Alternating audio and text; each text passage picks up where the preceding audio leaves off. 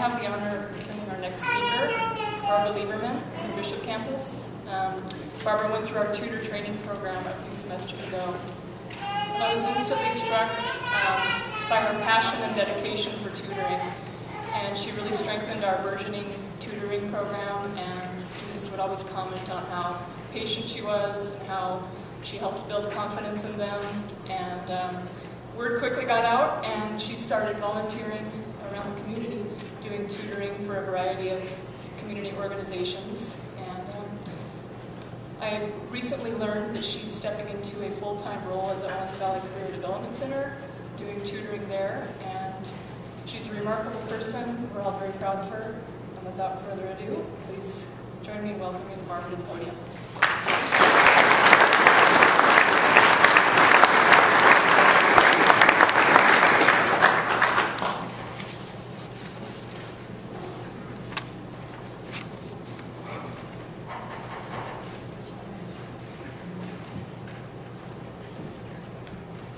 Thank you, Julie. To warn you, I'm a crier, so. Just shy of 3 years ago, my 2 children and I stepped off a train in Reno to begin a new life in Bishop, California. Granted, it turned out to be a very different life than this Jersey girl ever envisioned when we boarded that train back in Philadelphia. After all, at that point, I had no idea that I would register for college after a hiatus of almost 3 decades. Keep that in mind when you remember how long it's been since they've been in high school. Or that I would be so completely transformed by the experience. A college degree is, according to Cerro Coso instructor Anne Benvenuti, a measure of the change and growth we should experience in education. To say that I have been changed by my education at Cerro Coso is an understatement. I am a completely different person than the one that stepped off that train, or even the one who first walked through the doors of Cerro Coso in August of 2008. I am so completely grateful for the experiences I've had, for the friendships that I've forged, and for the education that has widened my horizons and opened doors long closed to me. I cannot think of the Bishop campus without thinking of Matt Mahoney, Debbie Martell, Dina Campbell, Greg Coast, and Julie Cornett. Anthropology will always be tied to Patricia Frazier, American history to John Tittle, political science to Gerald Stein, art to Lauren Sandvik, Moodle, computers, and Twitter, along with Legos, to Debbie Curdy, online teaching instruction to Susie Ama, the Child Development Program to Linda McLean, Vivian Baker, Cheryl Height, and Pam Hamilton, and the Peer Tutoring Program under the guidance of Benita Robinson and Julie Cornett, in which I rediscovered my passion for teaching. Christine Abbott, you introduced us to those dangerous ladies of literature and the commas and exclamation points of life. I will never again read anything written by a woman without thinking of you. I want to acknowledge Gail Weir, who took case management from the pages of a textbook and transformed each of us into holders of hope. She gave me the opportunity to become teacher, tutor, mentor, and advocate for others, and to apply all she was teaching us to the real world of serving others, and for that I would be forever grateful. I must also thank Deborah Rundell, whose passion and experience in her subject matter is matched only by her enthusiasm for the Human Services Program and her unfailing support of those of us fortunate enough to be her students. We are so privileged to have had the opportunity to have her to guide and inspire us. To Mary O'Neill, I would like to say that her incredible knowledge and gentle teaching style offset the discomfort we often feel as we grow in understanding of cultural competency and diversity issues. She opened so many new areas of study for me while modeling the epitome of what it means for a teacher to be a healer. My life, thanks to her, is now peopled with the likes of Bell Hooks, Vine Deloria, Lisa Delpit, and other diverse, articulate voices.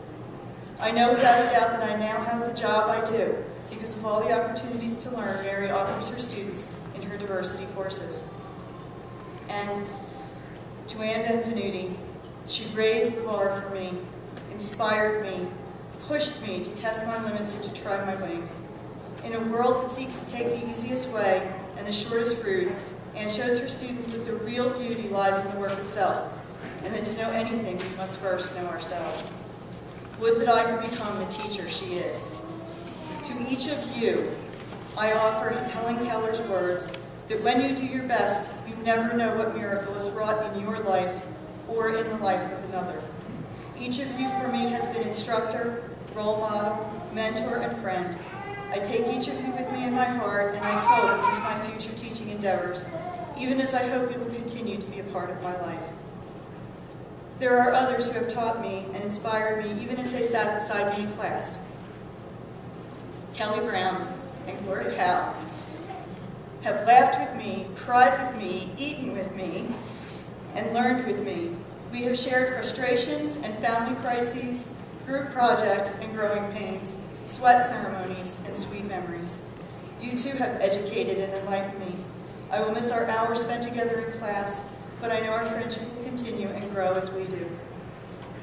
I must also thank the Sunset Slavery Foundation for believing in me enough to invest in my education, and my dear friends Connie Parker, Leslie Booker, and Jeanette Schneider for offering the much-needed feminine energy, love, advice, and a few kicks in the backside that only true goddesses can.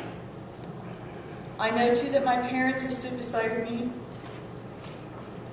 throughout everything I've overcome in the last 8 years since I lost them, and that my sister and niece are cheering me on from 3,000 miles away, along with others who could not be here tonight. And I truly must thank each and every one of my tutoring students for helping me make my own path clear and for constantly renewing my own joy in learning. Finally, there are two people who made all this possible.